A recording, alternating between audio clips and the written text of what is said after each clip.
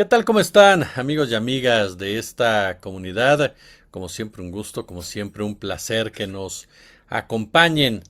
Narco Leufer, un título fuerte, un título que sin duda alguna se, se adapta perfectamente a lo que está pasando en este momento entre México y Estados Unidos. Les mencionábamos hace rato las últimas declaraciones de Trump, que vuelve a advertir que México, si no hace su trabajo, él lo va a hacer por tierra, ya literalmente sus palabras. Pero la aplicación universal de la ley estadounidense es un documento que presenta el Observatorio Lawfare y vamos a platicar al respecto con mi querido Aníbal García, a quien como siempre le agradezco muchísimo, pero muchísimo estos minutos para nuestra comunidad. Querido, ¿cómo estás? ¿Qué tal, Jesús? Es un gusto estar aquí con tu audiencia y bueno, un saludo también a quienes nos están viendo y escuchando. Oye, hemos hablado mucho de lo que son estos juicios, esta utilización del poder judicial para atacar a la política, para atacar a diversos personajes, el famoso lawfare, como ustedes lo señalan, lo titulan. Pero aquí hablamos del narco lawfare contra México, por todo lo que hemos estado viendo alrededor del caso Sinaloa. A ver, platícanos un poco a qué nos referimos con este término en particular. Bueno, mira, es un proceso histórico el del lawfare, ¿no? El concepto surge a raíz de Charles Dunlap, un militar estadounidense que empieza a ver sobre todo lo que acontece en Estados Unidos y en otros países a raíz de la guerra que tienen en la década de los 90 y sobre todo cómo lo utilizan también en términos en contra de Estados Unidos. ¿Cómo lo utilizan? En el sentido de cómo se utiliza todo el sistema judicial para ir en contra de Estados Unidos en varias guerras. Después de eso empieza a emerger ya el concepto con distintas acepciones y con distintas variantes teóricas también. La que nosotros en el Observatorio Laufer tenemos es una visión crítica de esta judicialización de la política y sobre todo en el caso del análisis que hacemos en América Latina particularmente, lo que vemos es que no hay judicialización de la política sin la parte que le corresponde a los medios de comunicación. O sea, cuando viene una judicialización de la política o este intento, por ejemplo, como el que vivimos, y lo pongo como ejemplo porque es más sencillo, el del desafuero de Andrés Manuel López Obrador, es intentar, y de hecho lo hacen, hacer causas judiciales con supuestas evidencias o con pruebas que no terminan de ser, sobre todo, eh, sustanciales en términos jurídicos, pero sí las presentan para proscribir, para, bueno, valga la redundancia, judicializar, encarcelar también a ciertas dirigencias o a ciertos políticos de básicamente el espectro progresista en América Latina.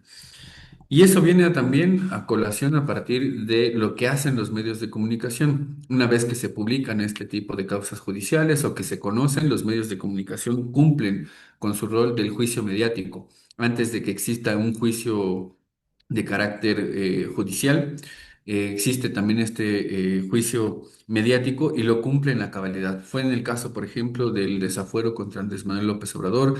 Es el mismo caso, por ejemplo, contra Cristina Fernández. Fue el mismo caso en contra de Lula da Silva, a quien le imputaron incluso años de cárcel por presunta corrupción, que después se cae completamente esa causa judicial que impuso el juez Sergio Moro, quien además, dicho sea de paso, fue uno de los entrenados por el Departamento de Justicia de Estados Unidos. Entonces ahí tenemos dos elementos. Por un lado, una supuesta causa judicial en donde no se corroboran del todo las pruebas y por el otro lado también siempre en los casos de lawfare lo que vemos es esta manera en la que se usa la ley con fines políticos por un lado, pero por el otro también se viola constantemente el debido proceso. Eso le ha pasado, por ejemplo, a Rafael Correa en Ecuador. Le ha sucedido también a la militancia de la Revolución Ciudadana en Ecuador, en el caso de Argentina, también contra otro tipo de líderes progresistas, incluida Cristina Fernández, como decía, o el caso, por ejemplo, de Paraguay, que ese casi no se conoció, que fue el del expresidente Fernando Lugo. Bueno, ahí tenemos dos elementos. El de la violación al debido proceso, por un lado, por el otro, la falta o la carencia de pruebas. Y esos dos elementos están en este caso de los 10 imputados por parte del Departamento de Justicia en la actualidad. Lo que presentan en realidad no son del todo pruebas, eso lo ha dicho también la presidenta Claudia Sheinbaum. Incluso mandaron un extrañamiento a la Embajada de Estados Unidos, no solamente por la falta de pruebas, sino también por la violación al debido proceso que se debía de mantener en este tipo de solicitudes que se hicieron en contra de los 10 imputados que tiene el Departamento de Justicia. Ahora, eso como proceso histórico, como el caso puntual en el de México con el gobernador de Sinaloa, Rocha Moya, pero también acá viene otra parte que es importante y que esa no la suelen discutir ni analistas políticos ni medios de comunicación hegemónicos, que es por qué Estados Unidos se arroga para sí el hecho de que desde sus propias instituciones, desde sus propias cortes, puedan ir en contra de otros líderes políticos de cierto espectro político, que es el de izquierda o el progresista, en cualquier parte del mundo. Lo hicieron, por ejemplo, recientemente en contra del presidente Nicolás Maduro, una causa judicial en la cual en una primera instancia, en 2020, decían que era uno de los supuestos líderes del Cártel de los Soles, y cuando lo secuestran en Venezuela el 3 de enero, cambian la causa judicial y después ya no existe el Cártel de los Soles. Y cuando uno revisa cómo fue esa creación del Cártel de los Soles, pues ni más ni menos que fue una creación mediática. Los principales medios de comunicación en Estados Unidos fueron los primeros que estuvieron mencionando la existencia del Cártel de los Soles. De hecho, la causa judicial que inicia todo el proceso en contra del presidente Nicolás Maduro en 2020 retoma precisamente lo que decían los medios de comunicación. Y ahí es donde aparece otro concepto que es fundamental para este tipo de casos, que es el de la manufacturación de consenso que tiene en esta vasta producción teórica que tiene Noam Chomsky y también Armand Matelar.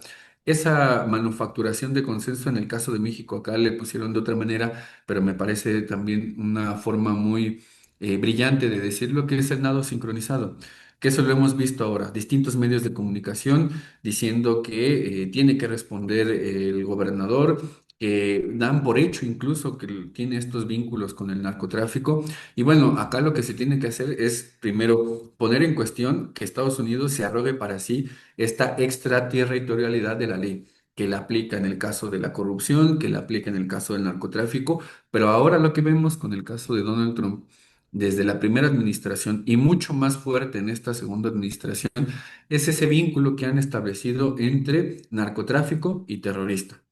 La audiencia debe recordar, por ejemplo, que el año pasado Donald Trump designó a varios cárteles del narcotráfico como organizaciones terroristas extranjeras. Y entre esas están dos cárteles mexicanos, el cártel de Sinaloa y el cártel de Jalisco Nueva Generación. Bueno, ¿eso qué le permite? Y por eso es que es importante recuperar lo que sucedió en Venezuela el 3 de enero. Le permite incursiones de carácter militar, pero que legal y jurídicamente en Estados Unidos se ponen como acciones que terminan siendo de aplicación de la ley. Eso es lo que hicieron en el caso de Nicolás Maduro. Y por eso es que este tipo de medidas profundamente antidemocráticas incluso se saltan las leyes del gobierno estadounidense, en donde cualquier forma o cualquier expresión de carácter militar o de invasión en cualquier país del mundo necesita la aprobación del Congreso. Bueno, bajo este argumento de aplicación de la ley por fines del narcotráfico, porque además también ahora son terroristas, pues le permite hacer este tipo de acciones de aplicación de la ley. Entonces, eso es precisamente lo que hay que poner en cuestión. ¿Por qué este tipo de medidas se ponen sin crítica en los medios de comunicación y también en cierto espectro de los analistas políticos, no solamente aquí en México, sino también a nivel internacional? Es decir, que detrás de toda esta reacción en muchas ocasiones ya hay una estructura que parte sincronizada de las decisiones que se están tomando. Sí, y sobre todo también lo hemos visto en otros casos. Ponía, por ejemplo, ahora el presidente Nicolás Maduro, pero fíjense, por ejemplo, lo que sucedió con el presidente Gustavo Petro. O sea, hace poco también le abrieron una causa judicial, hace poco también la DEA le retiró la visa, hace poco también la DEA dijo que estaba presuntamente vinculado a un cártel de narcotráfico en Colombia. ¿Y eso qué es lo que habilita? Bueno, ese tipo de incursiones como las que hicieron en Venezuela el 3 de enero. Por eso es que es importante, por ejemplo, revisar siempre. las distintas estrategias que publica el gobierno de Estados Unidos. Ya van cuatro estrategias de noviembre a la fecha. La Ujú. primera fue la estrategia de seguridad nacional. Ahí tácitamente dicen, nos interesan cuatro temas fundamentales en América Latina. La disputa por la infraestructura, la energía, los minerales críticos y aumentar la inversión de los países latinoamericanos en el complejo militar e industrial. La siguiente, la estrategia de defensa nacional, ahí ya tácitamente dicen que lo que les importa es retirar adversarios que tienen internacionales los Estados Unidos que socavan la aplicación de la ley de Estados Unidos o que socavan la hegemonía estadounidense en América Latina. Básicamente estamos hablando de China, básicamente hablamos de Rusia, hablamos de Irán y en menor medida, pero ya empieza a colarse, y eso también es importante, el acercamiento que hay con India. Muy poco se sabe, pero India tiene muchas inversiones en el Caribe y son precisamente en la parte de energía. Y ahora tenemos dos estrategias, la que presentó el día de hoy la presidenta Claudia Sheinbaum, que tiene que ver con esta Estrategia Nacional de Combate a las Drogas, que publicaron hace unos días, y hoy vuelve la Casa Blanca a publicar otra estrategia que tiene que ver con el combate al narcoterrorismo. La acaban de publicar hace unas 3 horas en la Casa Blanca.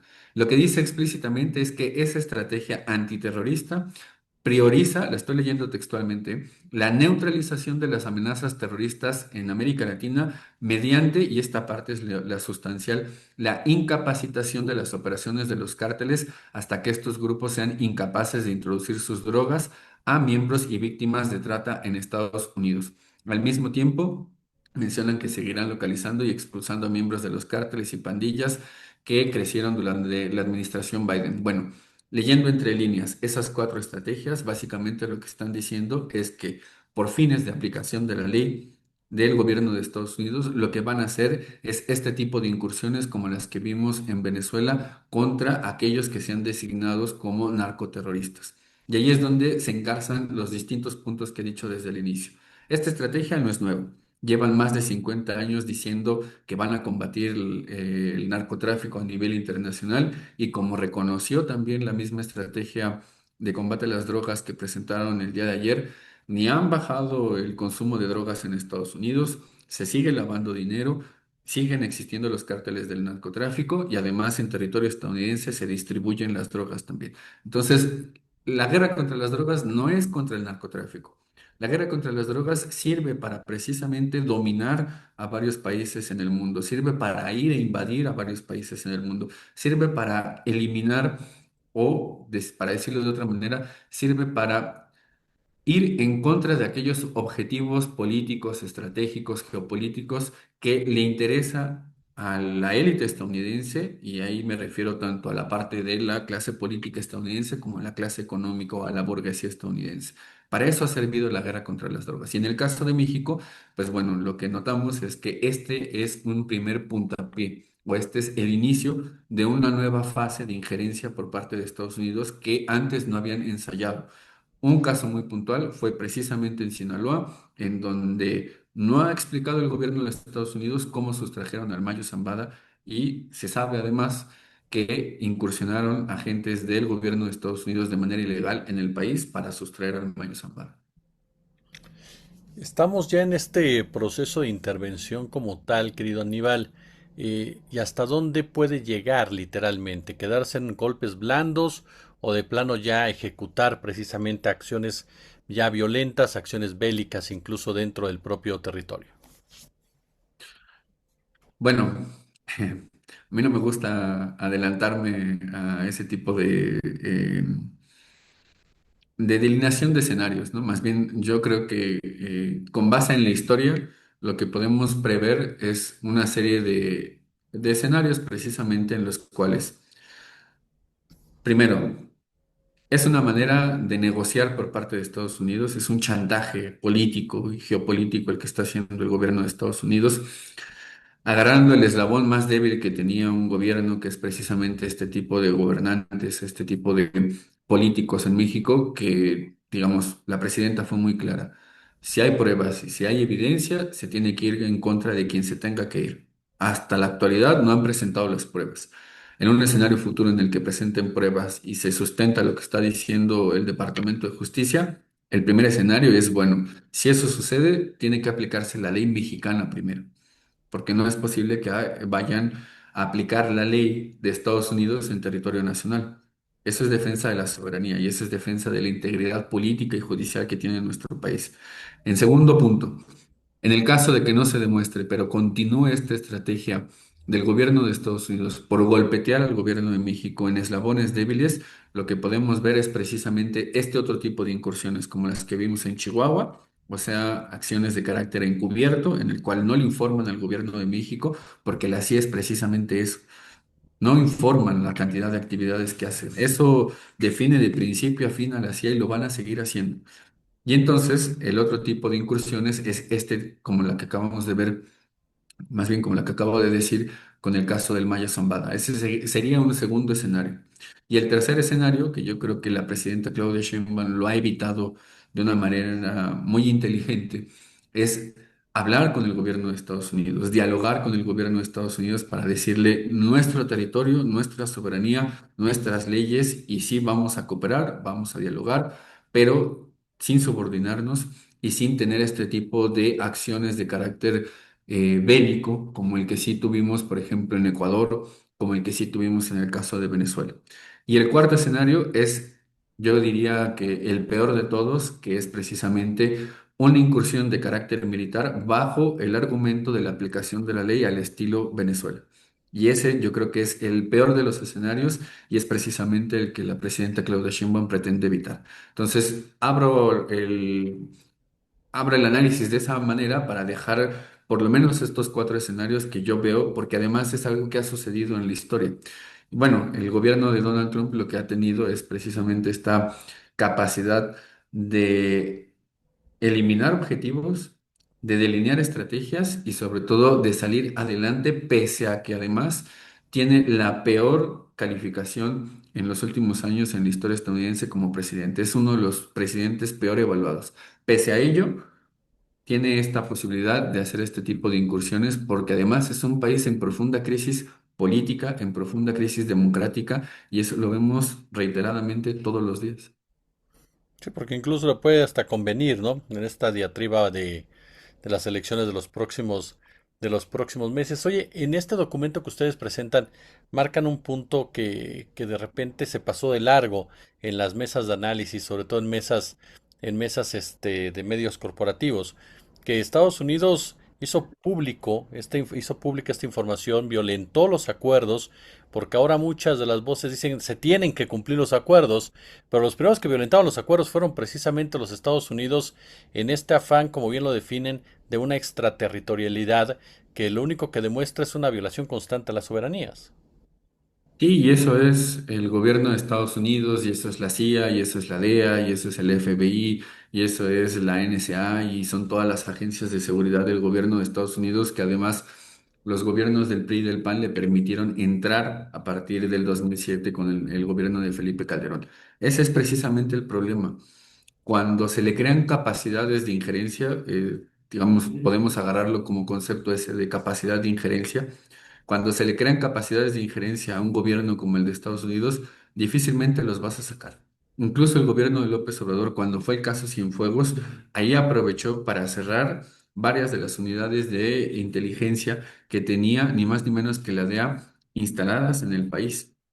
Esa fue una medida que hubo notas sobre eso, pero que pasó de largo porque estaban instaladas dentro de la Embajada de Estados Unidos. Esas unidades de inteligencia se conocen por sus siglas como SIU y esas las canceló el gobierno de López Obrador. Y además hizo la modificación a leyes también ¿para qué? Para que tengan que informar a la Federación todos los agentes que entran de distintas corporaciones del gobierno de Estados Unidos en materia de inteligencia para que la Federación se informe. Antes no había nada. Y de hecho, todavía pese a esa ley, tenemos ese tipo de expresiones de ventanas abiertas para que entre la CIA con un gobierno como el de Chihuahua, que no informó, pero que sí sabían, no informó lo que tenían que informar de estos tipos de agentes que estaban en territorio allá en Chihuahua. Bueno, el gobierno de Querétaro hace unos días también dijo, nosotros tenemos acuerdos similares. Bueno, ¿Cuántos acuerdos hay de los gobiernos estatales en nuestro país y que están permitiendo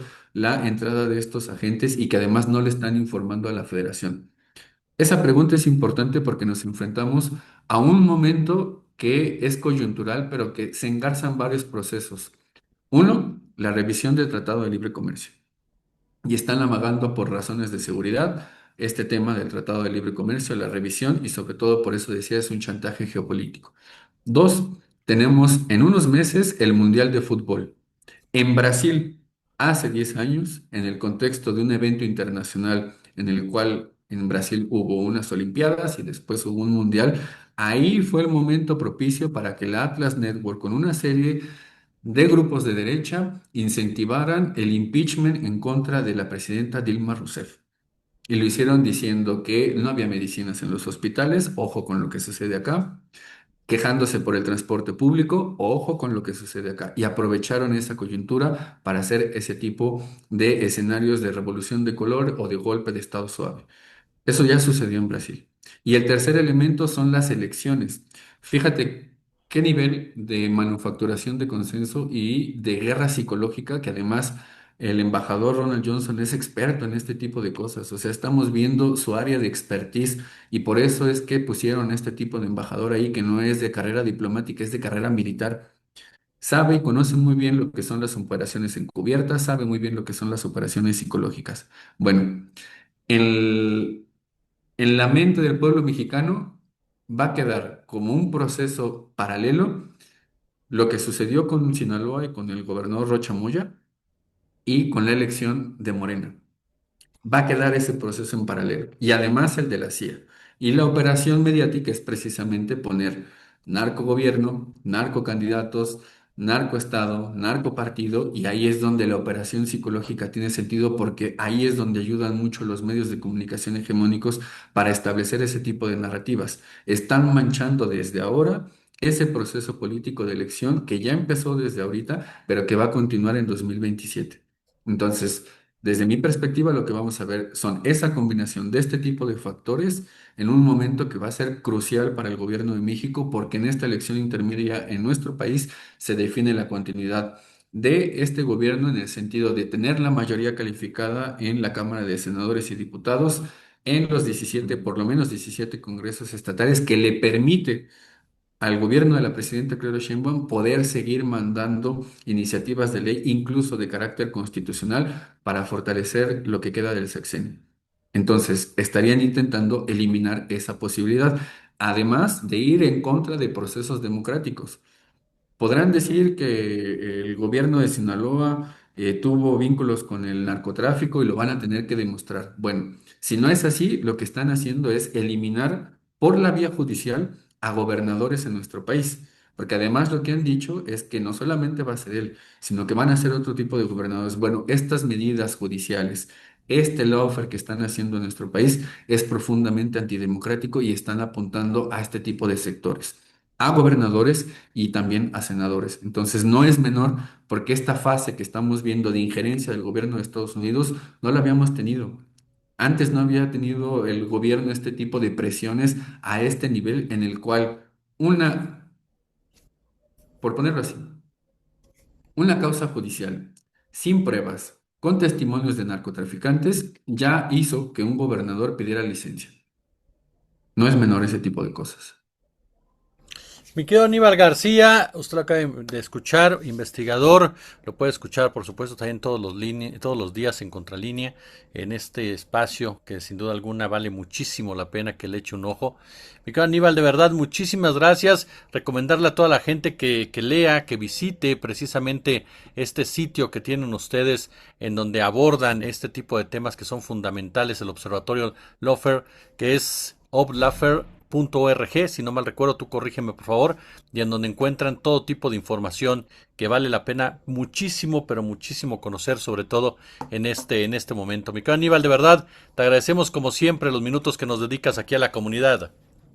No, gracias a ti y bueno, ojalá que haya sido fructífero y sobre todo tengan otro tipo de narrativa y sobre todo que se abone también a la información del pueblo de México, que eso es lo importante también.